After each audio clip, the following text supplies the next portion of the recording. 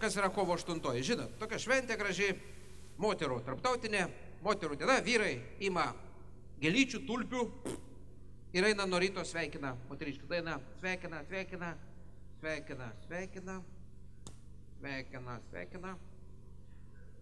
Ir po to grįžta, jau patemus grįžta namo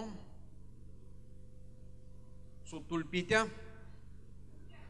Tulpytės sprandas jau nuvargęs, galvytė.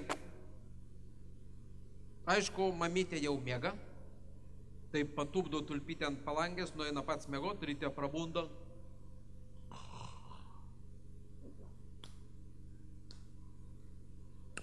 Seilių nėra, spjaut norisi, nėra milteliai tik.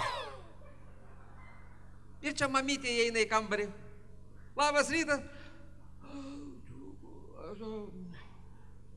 Šitą gėlytę tavo ant palangės tupi. Ir jis sako, ačiū. Sveikinai. Ja. Ištraukia butelį šnapsą. O!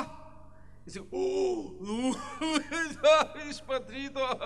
Jis sako, stop. Atidaro šaldytuvą, pastato, sako, o! Stovės iki joninių.